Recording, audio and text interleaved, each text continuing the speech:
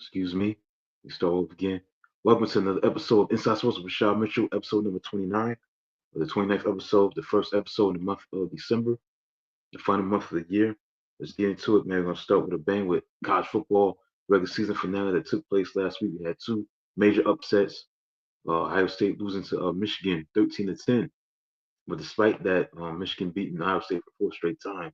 Ohio State, still was going to be in the playoffs, and obviously that's a big deal for them. They're still going to be in the postseason. So, despite that loss, they fell. But I'm going to look over the college football rankings, but they still did lose the game to their arch rivals, and that's the thing that stands out about that.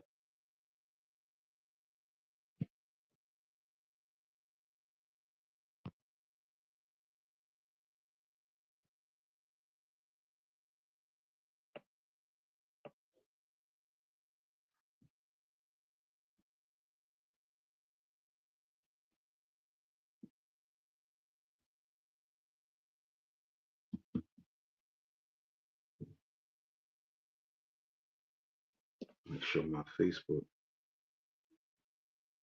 I think I am right now.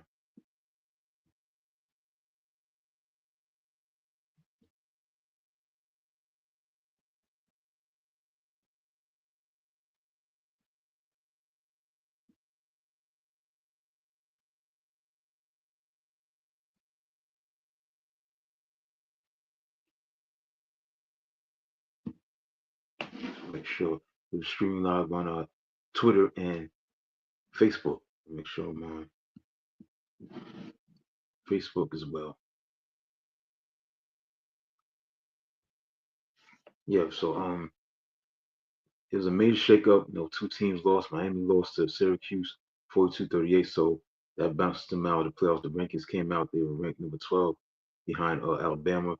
I know maybe controversy behind that.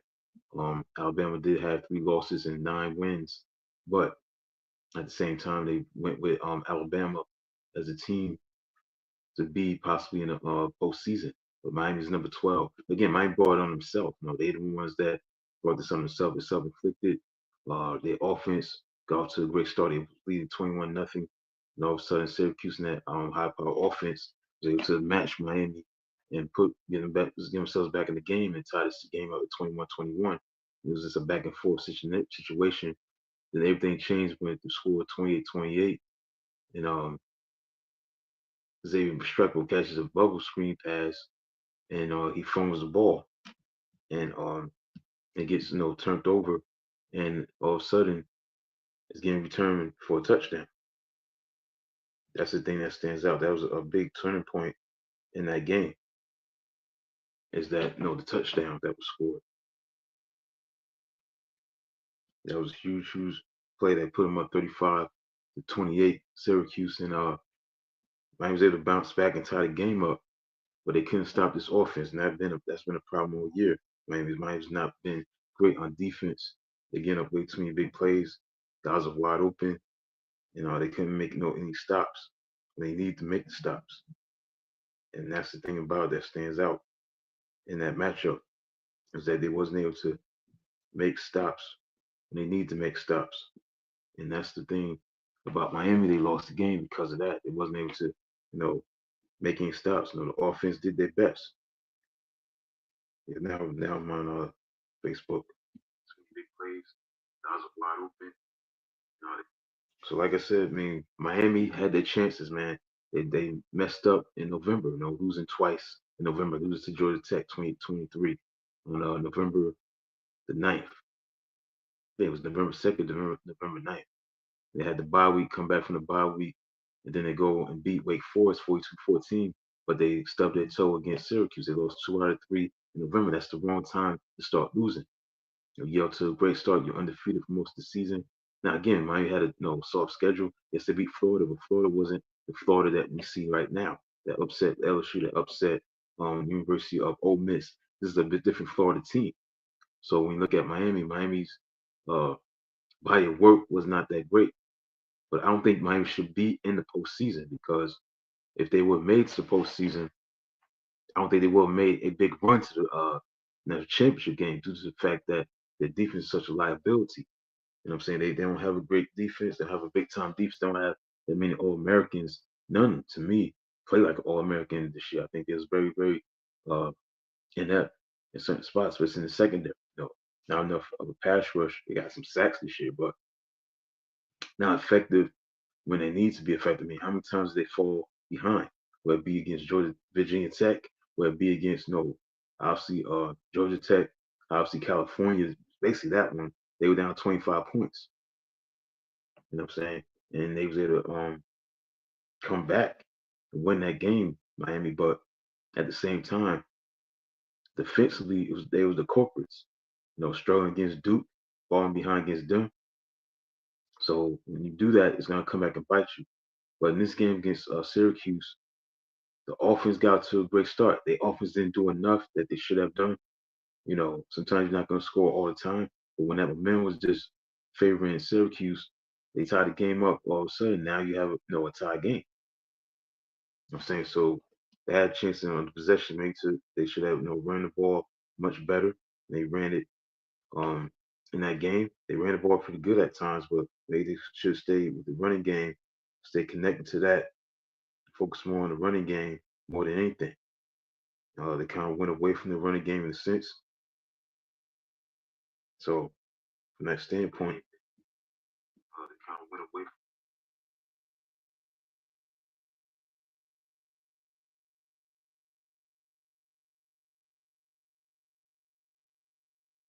From that standpoint, they had plenty of chances to get it done as far as running the football and committing themselves to the running game. They wasn't committed to the running game, and that's what led to their downfall in a sense. Maybe they stayed too committed to passing the ball too much instead of dedicating themselves to the running game, run that football, and wear down the defense. Most importantly, keep the offense of Syracuse on the sideline. You know what I'm saying? They had a chance to do that, but they kind of was too pass heavy maybe, looking back at the plays. But again, big win for Syracuse, give them credit. They was able to find a way to match against Miami's high power offense. And they was able to win the game, so give them credit. But there's some things that with Miami they should have did, especially with the score 42-35. I think they should have went for it on fourth down.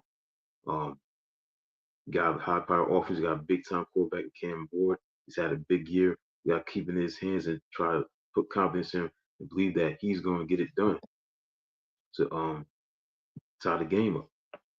And they decide to kick a field goal. So that means you think it's confidence in this defense you have, thinking that they're going to go down the field, not going to go down the field, Syracuse, and get some first downs and get some more time off the clock and make Miami force no timeout and stuff like that. So that Miami had a chance to make stops, even though it was 42-38, they wasn't able to stop them. That's the thing.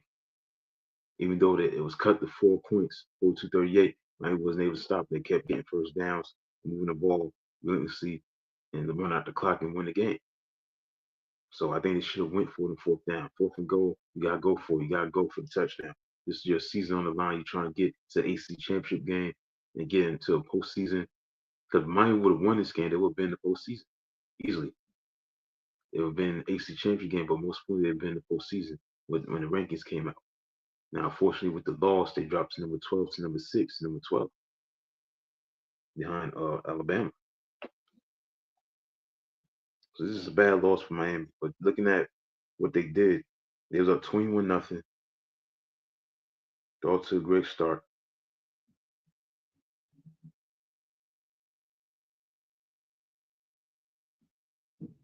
But once they went up 21-0, here comes Syracuse. 21-7. They go on a 75-yard, 7-play drive. Then Miami punt it. They get the ball back, get another touchdown, 21-14.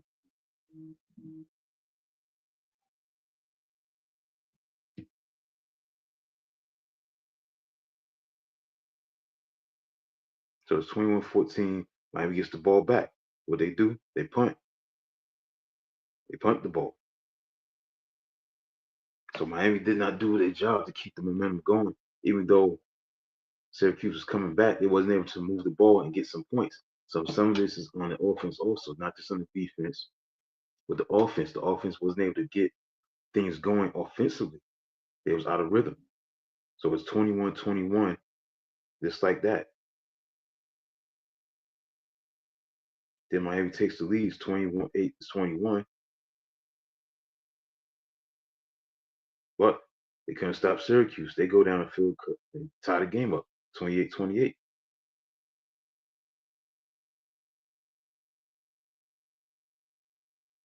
Then Miami get the ball back. They end up punting.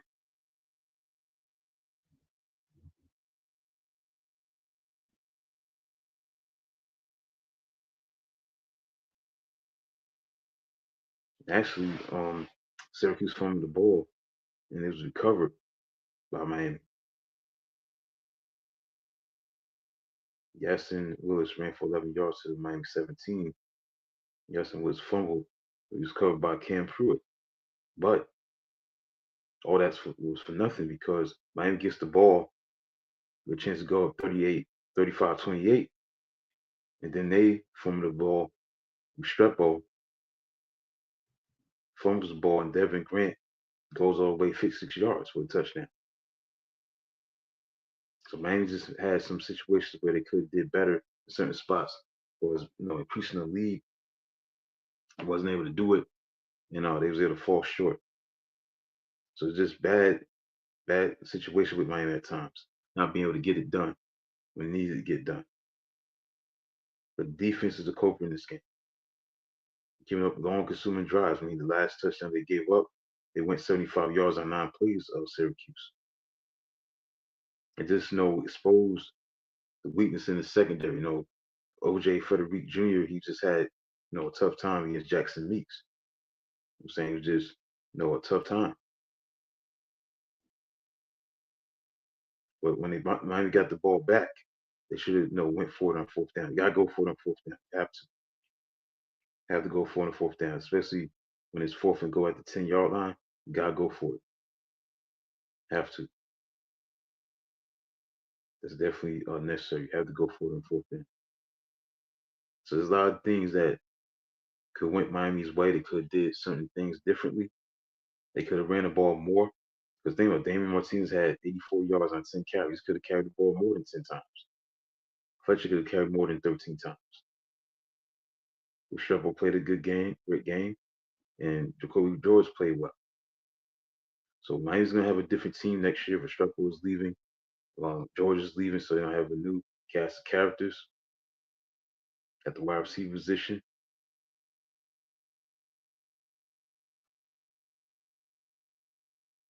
Isaiah Horton should be back. He's only a sophomore.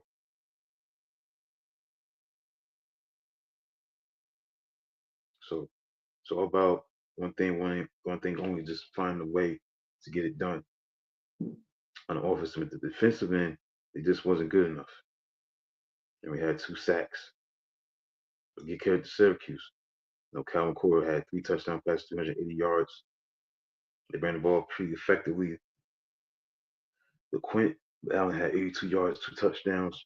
Trevor Pena had 128 yards receiving and a touchdown. Jackson Meeks had 7 catches, 110 yards. Those are guys that gave Miami the most trouble. Also, Rondé Gatson II had 4 catches for 50 yards. They even couldn't stop the running back. LeQuint he had 6 catches for 61 yards. They spread the wealth? Guys just making plays on this Miami defense.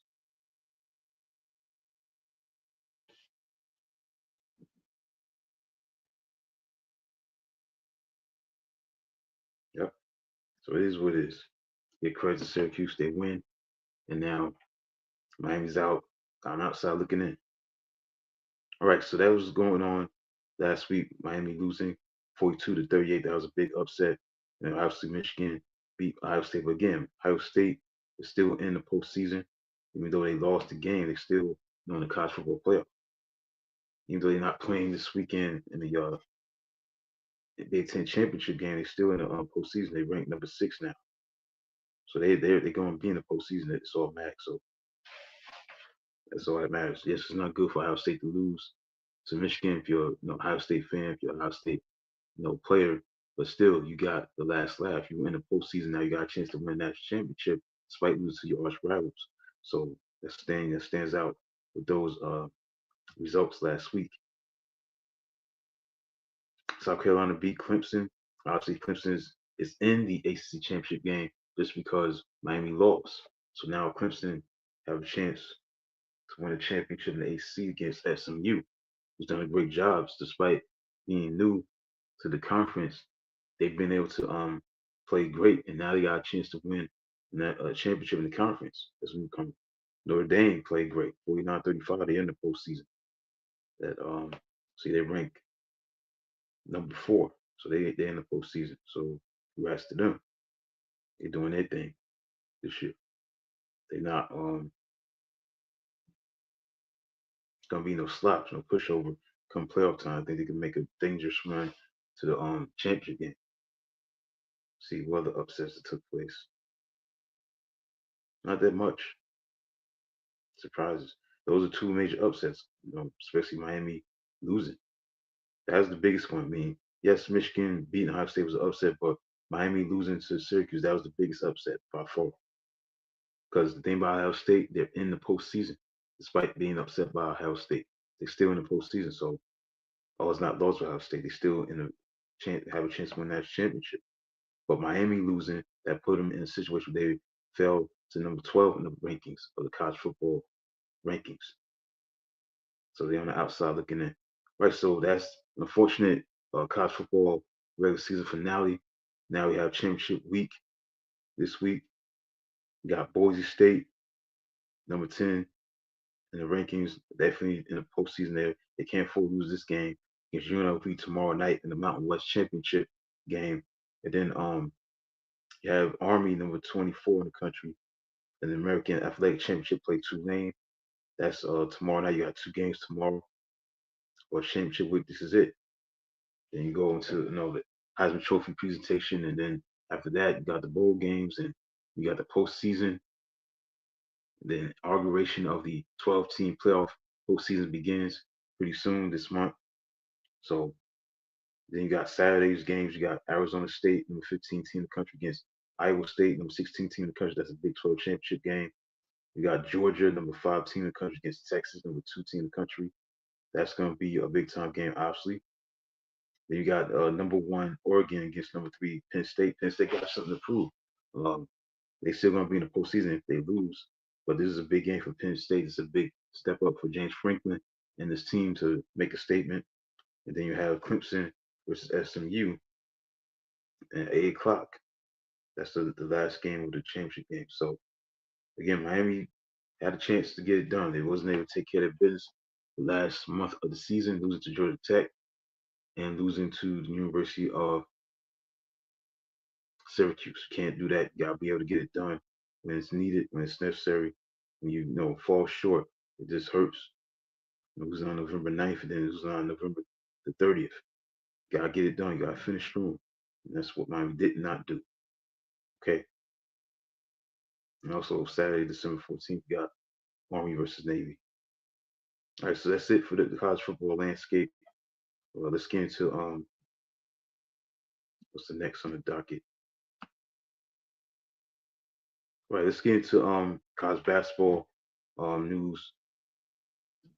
Sad news. I'm just going to talk about Louis Carnesecca. I remember him growing up as a kid. Growing up, this guy was one of the big time coaches in college basketball. Louis Carnesecca. But Louis Carnesecca, he passed away at age 99.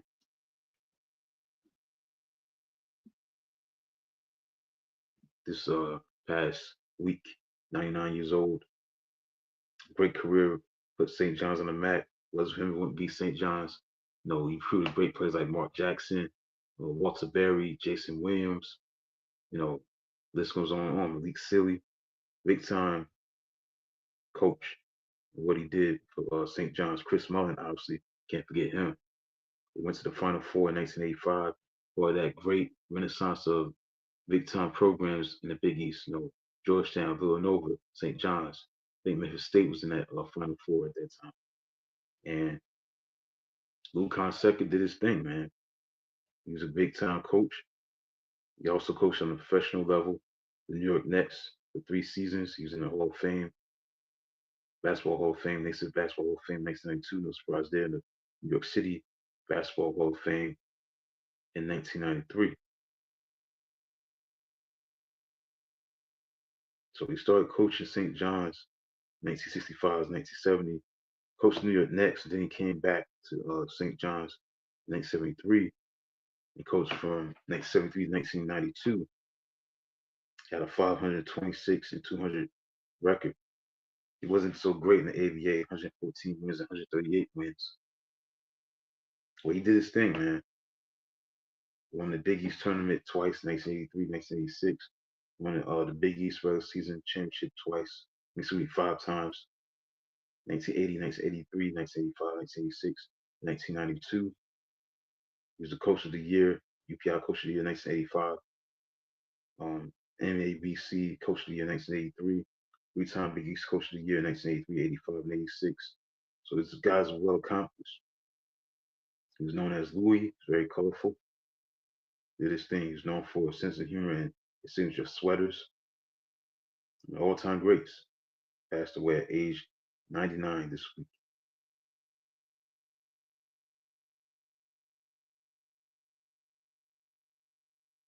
So I wanted to pay homage to them.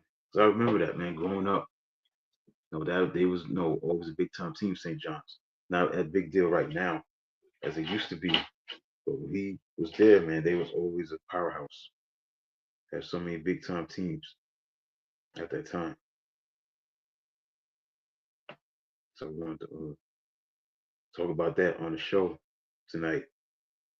St. John's, Memphis State, Villanova, and Georgetown. Got three teams in the from the Big East.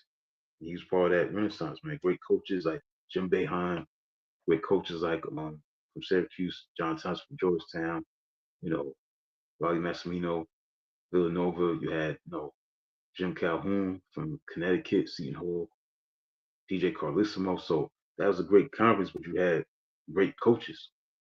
With Pitino coaching Providence, I'm saying there's so many great coaches at that time. And I remember Louis Carnesecca, man. He did his thing with St. John's. Things that they did as a team. They didn't win that championship, but they had always had some good teams that he coached during the golden era of St. John's basketball in the 80s, particularly the 80s and the early 90s. Man, there was always a contender, playing in the tournament for the most part. So rest in peace to Louis Fonseca, 99 years old, did his thing. Body work speaks for itself. You know what I'm saying? All the stuff that he did as a coach, leading them to the tournament all the time, making them a powerhouse, players that he coached, big time program that he built into a powerhouse. Simple. The rivalries that they had, the Big East St. John's against Georgetown, that was a very intense rivalry. You know what I'm saying? Big time rivalry on the East Coast. So,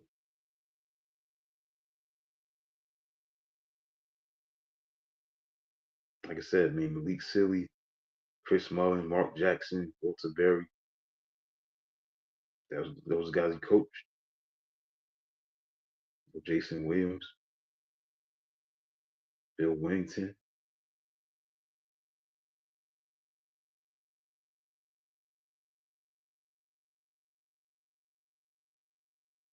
Willie Glass, big time players.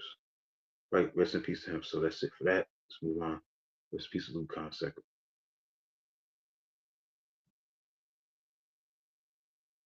Right, next, let's get into the NBA.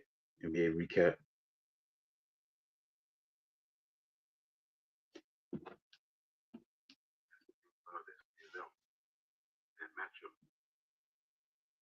Let's get into that.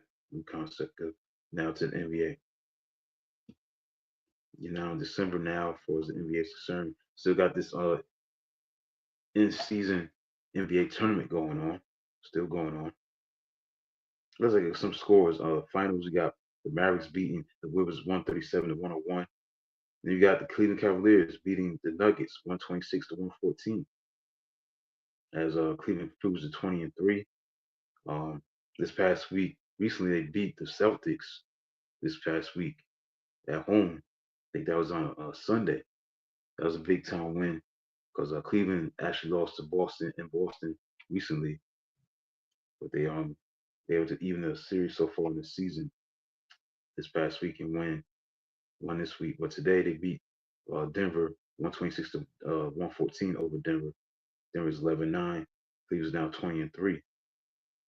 Donovan Mitchell had 28 points.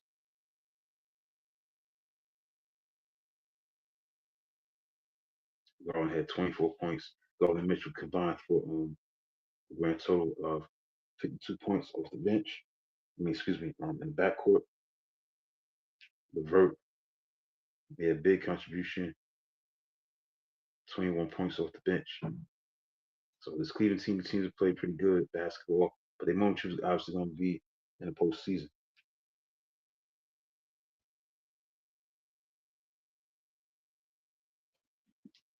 As far as that is concerned, they got to prove what they are in the postseason.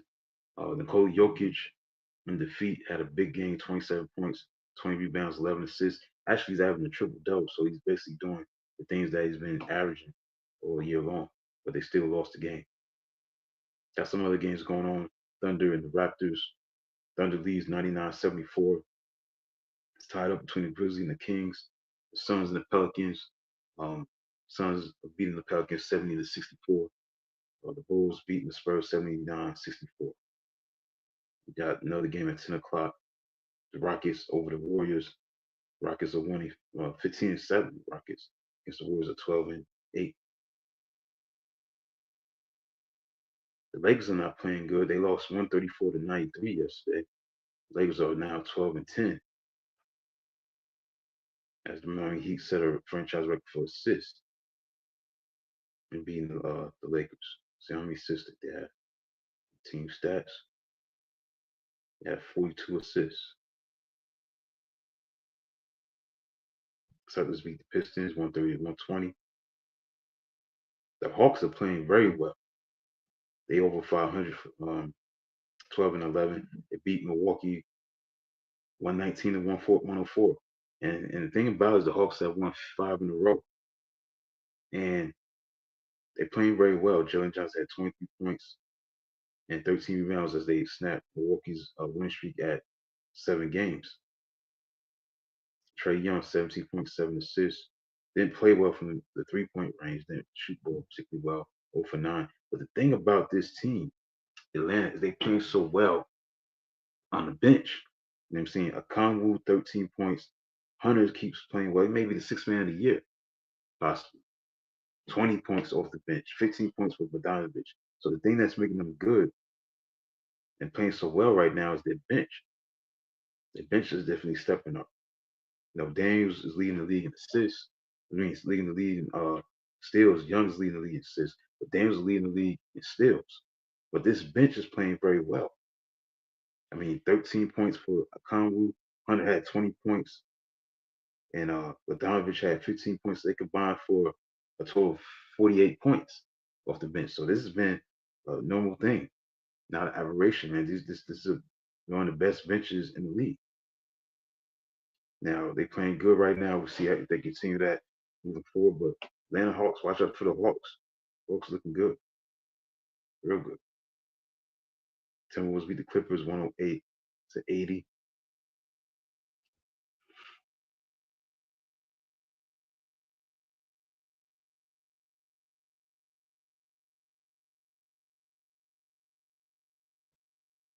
Nuggets beat the Warriors 119-115 on Tuesday night.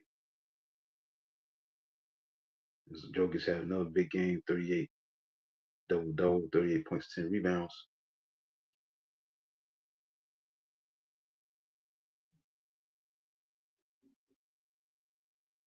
So Sunday, Cleveland beat the Celtics 115-111. Mitchell had Donovan Mitchell had 35 points. They snapped a 7-game win streak that the Celtics had coming to this game.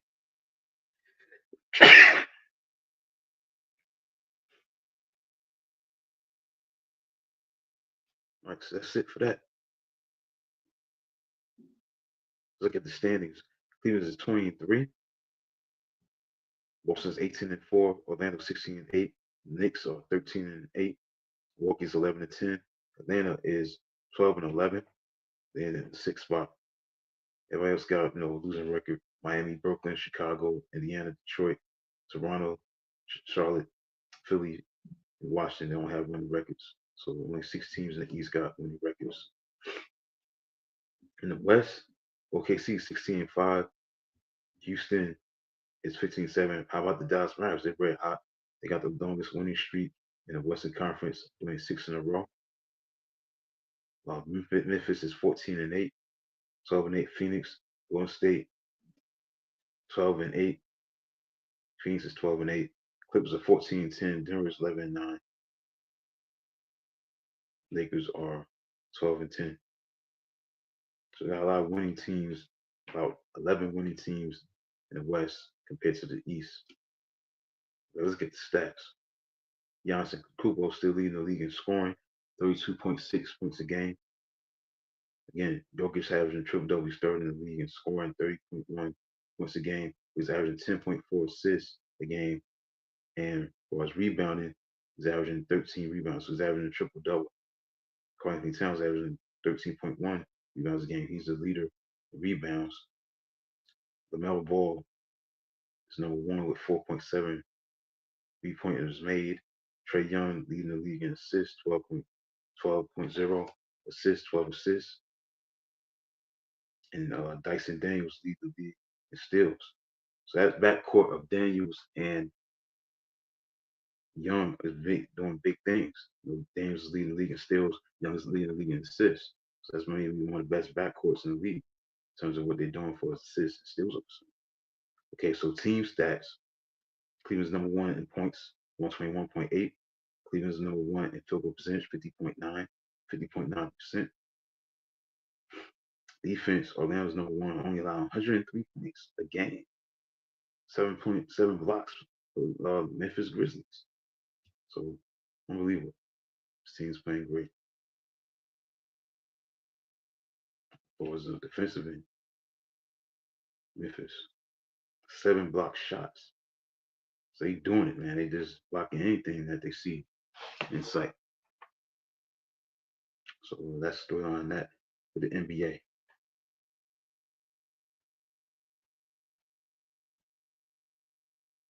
All right, so what's next? After that, let's get into the next thing to talk about. Let's get into the NFL, National Football League.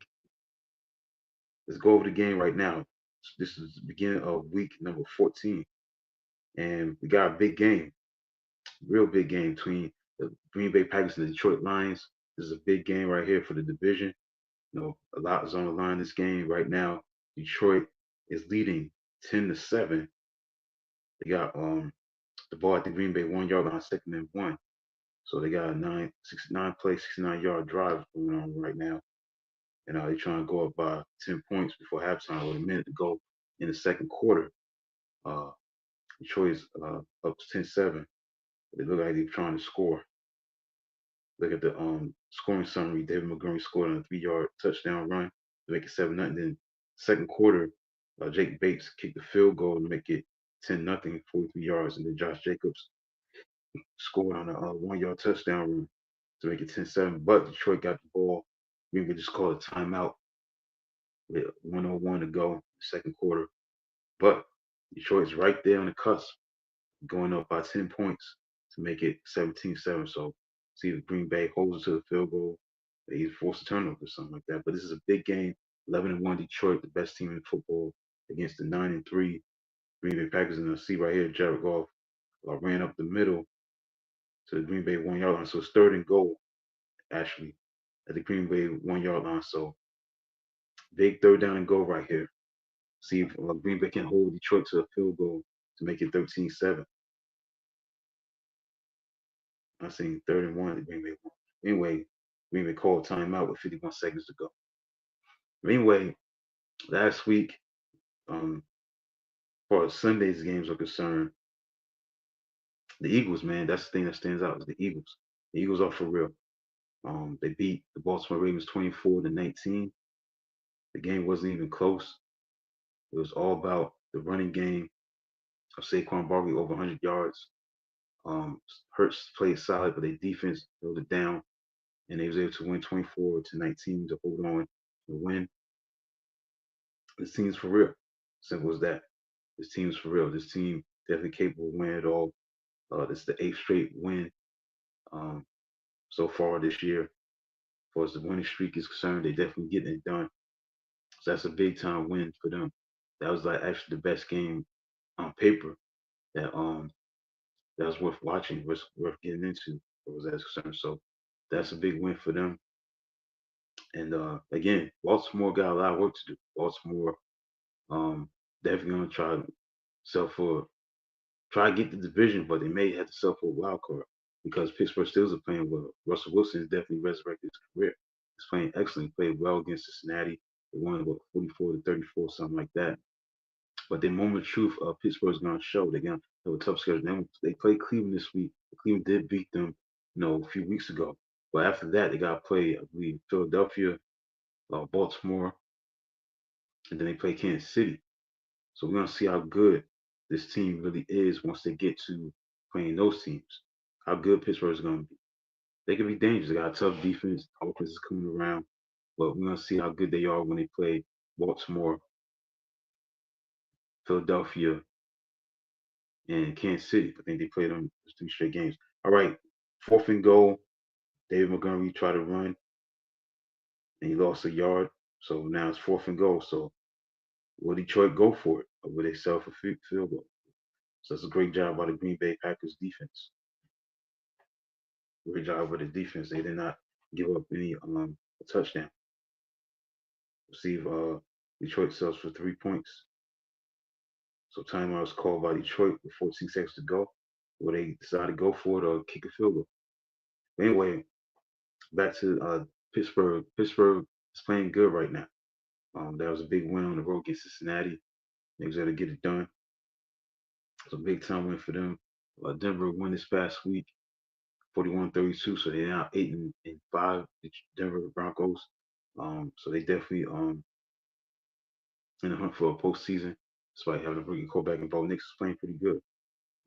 That's the thing that stood out also. Minnesota continues to keep on winning. They beat the Cardinals. That was a big win for them. Donald led a go-ahead drive, a clutch drive, a clutch.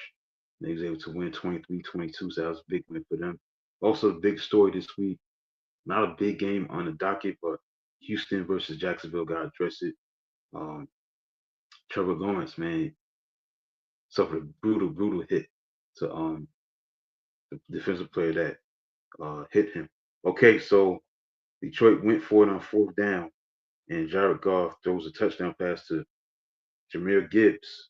So now it's 16-7. So they went for it on 4th down, and Jahmyr Gibbs makes the touchdown catch. So now it's about to be a 10-point lead for the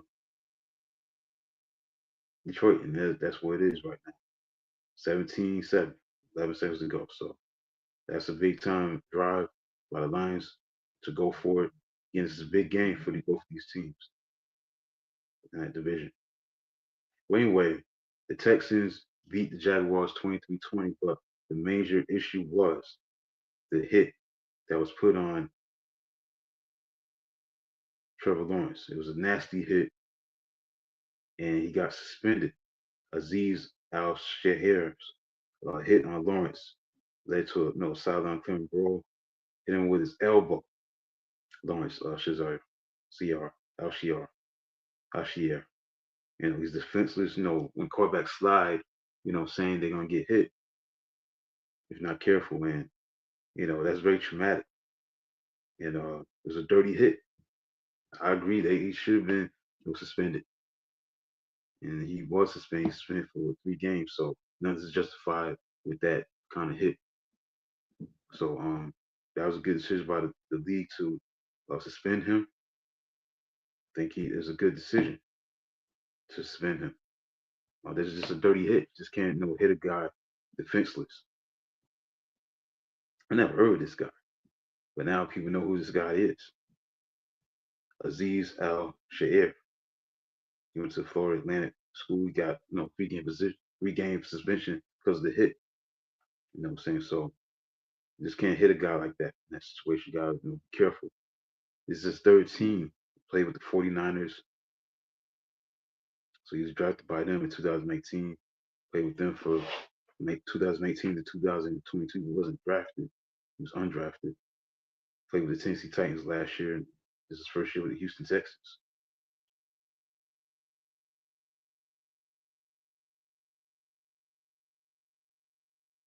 So you can't do stuff like this. You can't, put a hit on somebody like that. It's very dirty. Simple. Because he could have, really injured him fatally. I'm saying he's trying to kill him, but you never know. But that hit was just a nasty, nasty hit and dirty. So he's suspended. He's serving a 3-game suspension for the hit that he put on Trevor Lawrence. That was a big news this week in the NFL for the wrong reasons. So hope for the best with Lawrence. I think Lawrence is on IR. He's not coming back this year because of what happened with that hit.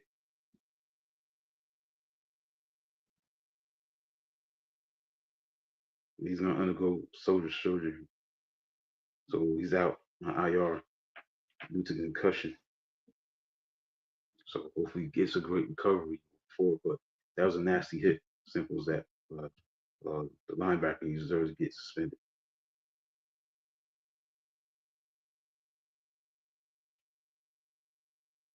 So 24-19 was the final score to the Eagles and the Ravens. The rest of the Buffalo Bills, they clinched another AFC East title. They beat the 49ers 35-10. It's over for the 49ers. I mean, the 49ers are definitely finished. I think they cooked. They're 5-7 on the season. It's just not their year this year. This is a team that's been playing a lot of postseason games over the years. There's 2 Super Bowls, one in 2018, 2023. Lost to the Chiefs twice. Been to the championship games and all that. I guess the war attrition is just kicking in right now. They're not the same team as they once was. I think maybe it's old for them, possibly. So we'll see.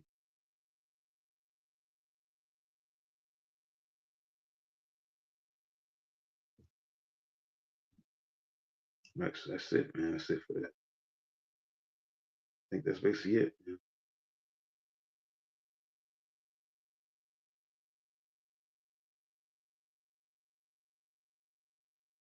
Look at the Steelers schedule. They won 44-38. I think it said 44-34. Let's look at the Pittsburgh Steelers schedule. Now they play the Steelers this week. That should be a win, but it is a rivalry. But then the next 3 games, we're gonna truly know how good the Steelers are. They gotta play at Philadelphia, December 15th, at the Ravens, December 21st. Then on Christmas Day, they gotta play the Chiefs at home. After they play the Browns, now we're gonna know how good the Steelers really is. Eagles, Ravens, Steelers. Steelers against the Chiefs. Those are the next 3 opponents that you play after the Browns. After they play the Browns, they gotta play the Eagles, they gotta play the Ravens, and they gotta play the Chiefs.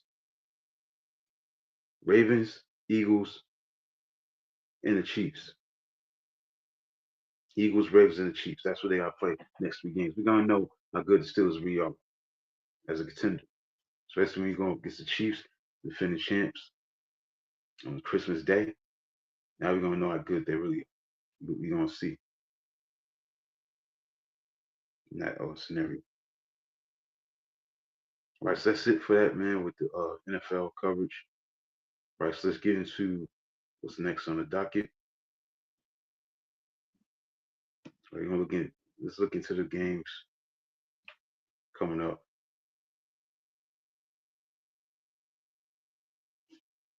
this weekend. Obviously got a big game tonight. Right now it's halftime. 17-7. Lions are winning. Best team in the league. Games to keep your eyes on this coming Sunday that stands out. It's not that many great games. The only game you want to keep your eyes on is, above all, maybe the Falcons and the Vikings. The Falcons 6-6, the Vikings 10-2. Keep your eyes on that. Pretty good game.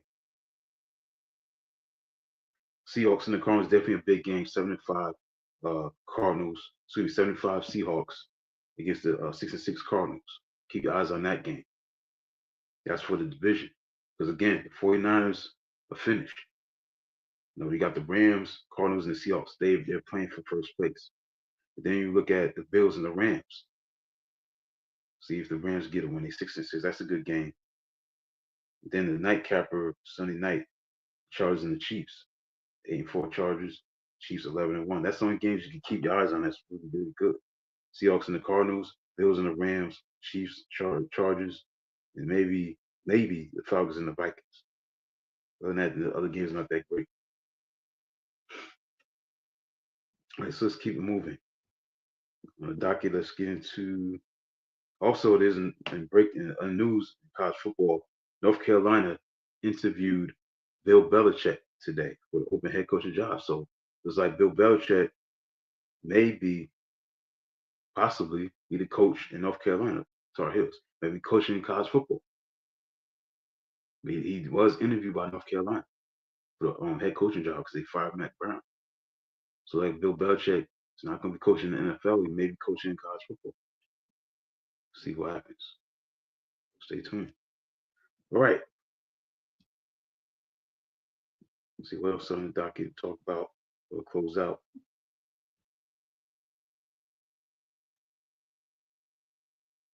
Okay, tomorrow is December 6th. And December 6th in college football history is big because back in 1969, on December 6th, 1969, Texas played Arkansas. And it was known as Dixie's Last Stand. It was number one versus number two. And this is a game where it was number one versus number two. Richard Nixon, the president at the time, was at the game.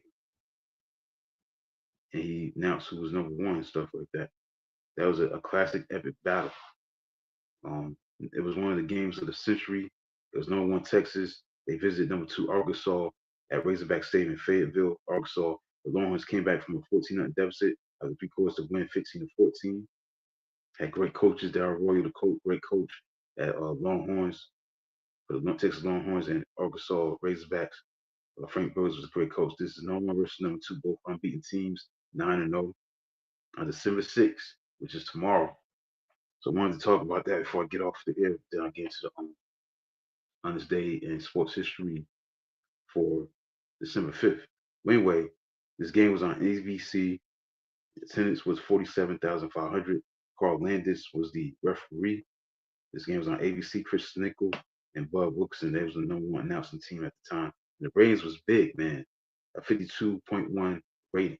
So a lot of people tuned in. President Nixon attended the game and established it as a national championship game by announcing he would award the winning team a presidential plaque declaring the number one college football team in college football's 100th year. It was the centennial year at the time. And with a Nielsen rating of 52.1, it was a 74 share. This was and remains, as of 2023, which is last year, the highest TV rating in American football history, college or professional. So that people were tuned up to watch this. Um, these two programs at the time. At the time, in the 60s, both Texas and Arkansas won the championship. They had a rivalry that developed after the Arkansas defeated its consecutive years top-ranked Texas teams, 1964 and 1965. But the 1969 season marked the centennial of college football. ABC television executive at the time, Bino Cook, had arranged for Texas and Arkansas to play the final game of the regular season, moving their usual October date to the first weekend in December. ABC Sports executive Boone Arledge persuaded Arkansas coach Frank Broyles to move the game, but promised that President Richard Nixon at the time would attend the game. And ABC would televise Arkansas' season opener 1970 against Stanford and its star quarterback Jim Plunkett. The Broyles even taught Arkansas officials to installing AstroTurf at Razorback Stadium. Kickoff was scheduled for 12:20 p.m. Central Standard Time, Central time zone, because the stadium in Fayetteville did not have lights at the time. So there were early discussion of moving the game to an evening start at War Memorial Stadium in Little Rock, where Arkansas played 2 or 3 home games per season, but ABC did not consider the likes at over to be sufficient. Yeah, so a lot of people tuned in December. 52.1 rating, meaning more than half the TV sets in use in the country were tuned to this game. Even evangelist Billy Graham attended to give the pregame prayer. The game was very, cold, rainy, cloudy, icy fog, so it wasn't a sunny day. So the Longhorns at the time had won 18 straight. Arkansas had won 15 straight. Texas had the wishbone attack at that time. They averaged over 44 points a game. Arkansas had a great defense, number one scoring defense, only giving up 6.8 points per game. 6.8 points per game. The Razorback pro style passing offense against the Texas defense were ranked in the top 10 nationally. So stuff like that.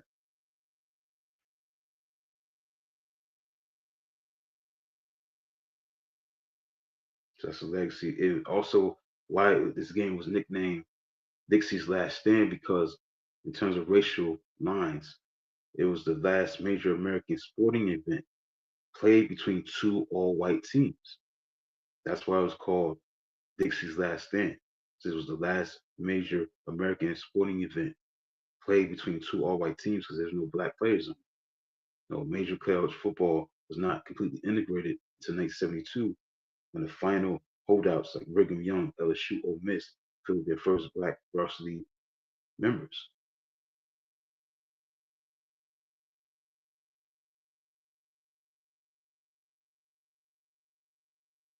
Yeah. So I want to get into that. The announcer was Chris Sinkle, Bud Wilson, and Bill Flynn.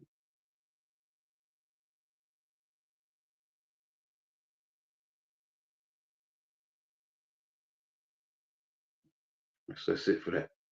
Look back at that. That's when we talk about that anniversary for tomorrow, December 6th, which is tomorrow. That will be 55 years when that game was played. Number one versus number two, Texas, Arkansas. December 6, 1969. That was about for number one. And it was Dixie's Last Stand. That was the name of the name of the game. Right, so let's get into on this day in sports history for December 5th. Let's get into it. Obviously, I'm gonna get into all the events. Just gonna talk about some of the events. Okay, we're gonna start with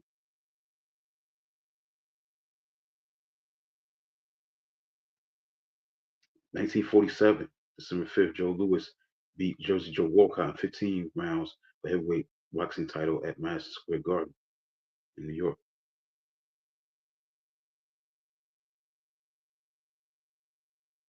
1950, Izard Charles knocked out Nick Barone in 11 rounds for heavyweight boxing title.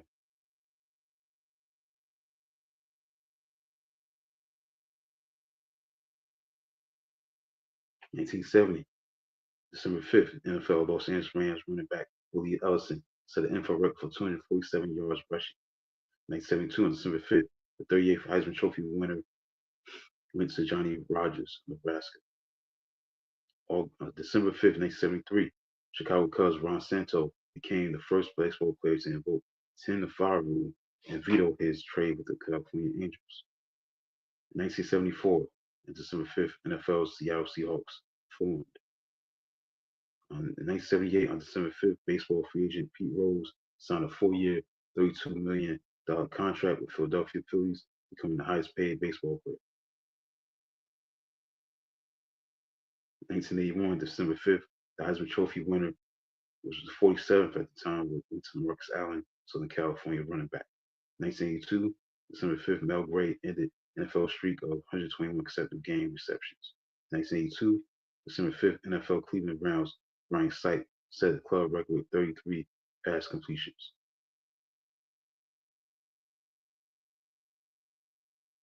Ricky Henderson, Oakland Athletics traded Ricky Henderson to the New York Yankees for Jay Howe and Jose Rio on December 5th, 1984. That was 40 years ago. On December 5th, 1987, the 53rd Heisman Trophy winner Tim Brown won Notre Dame won the Heisman. 1990, December 5th, the Toronto Blue Jays traded Fred McGriff and Tony Fernandez to San Diego Padres for Roberto Alomar and Joe Carter. I think that's Tony Fernandez. 1992, December 5th, on the first SEC championship game ever. Number 2 Alabama beats number 12 Florida 28-21. 1996, on December 5th, Portland's Jermaine O'Neal, at 18 years old, became the youngest NBA player. 1997, December 5th, first game at Washington Capitals MCI Center. Third Big 12 championship game. Number 10 Texas A&M beat the number 2 Kansas State 36-33 in double overtime.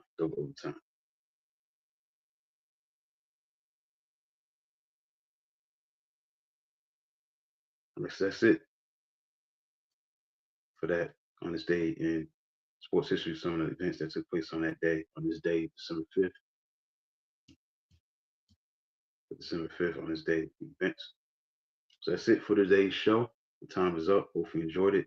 First episode, month of December, episode number 29. Be back next Thursday at 9 o'clock p.m. for the 30th episode, my episode number 30. So that's a milestone right there. Episode number 30.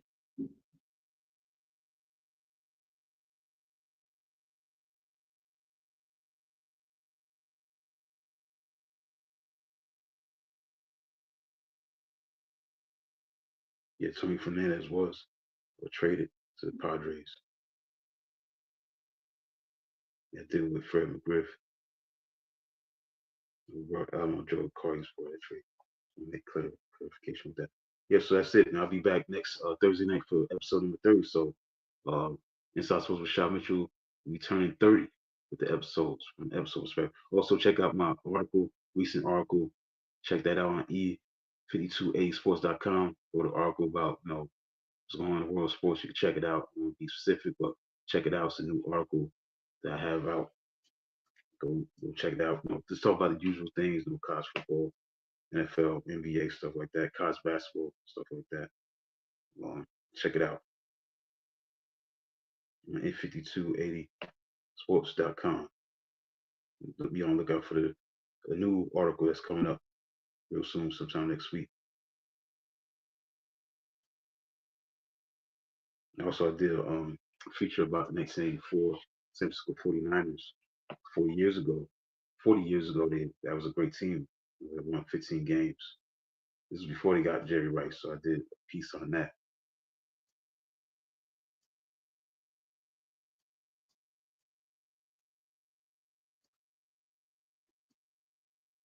Right, so that's it, man. That's it for the show for the night.